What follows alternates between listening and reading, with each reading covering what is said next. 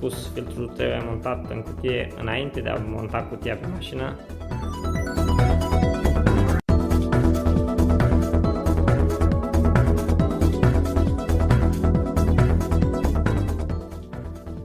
Se pare că nu merge introdus filtrul împreună cu velocity stack-ul în cutie. Va trebui să-l demontăm.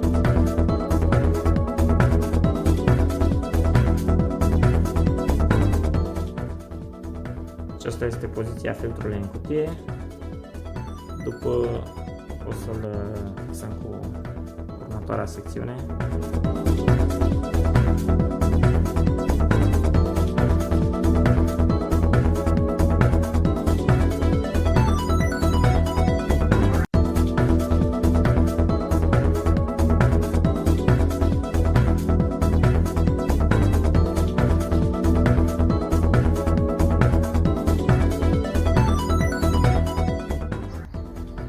Ca prim pas o să ne apucăm să demontăm cutia filtrului și tot ce mai trebuie. Și prima problemă, aici dacă se vede acest colier, cei de la Honda au încercat să-l facă cumva să nu poată nimeni să-l dea jos.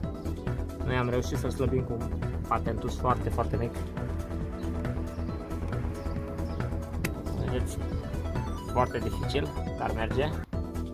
Nu știu dacă se vede exact, dar i-au rupt capul.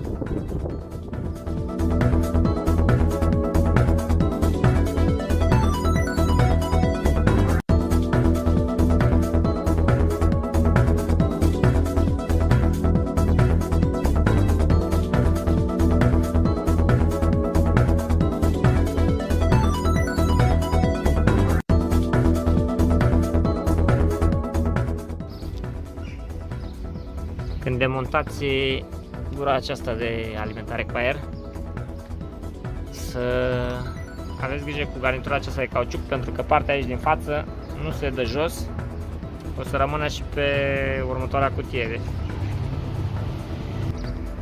Am reușit să dăm în mare parte jos tubulatura, partea de sus a cutiei, mai avem decât partea de jos și după ne apucăm de montat.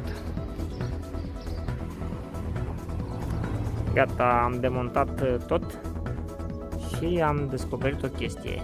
Acolo jos pe cutia de viteze, aici dacă se vede, se pare că are răcire cu apă și pe cutia de viteze. Sper să nu greșesc, dar așa pare. Foarte interesant. Cutia originală nu era foarte interesantă, arată mai mult ca un melc, intra aerul pe aici pe sus, îl învârtea până jos și după sus iar.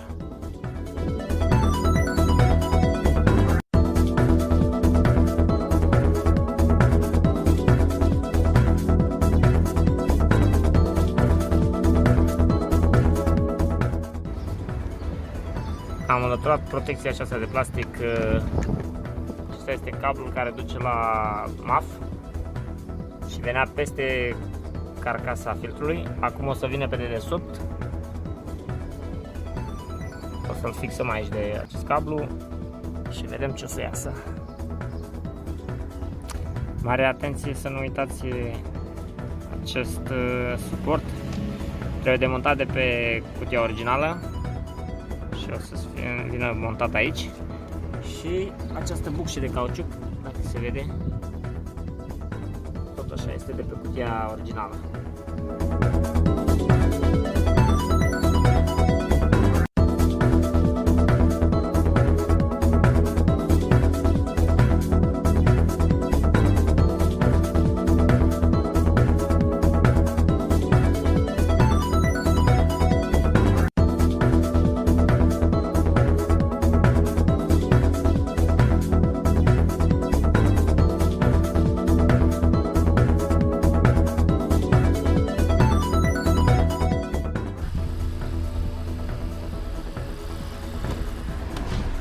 Facem un mic test de sonorizare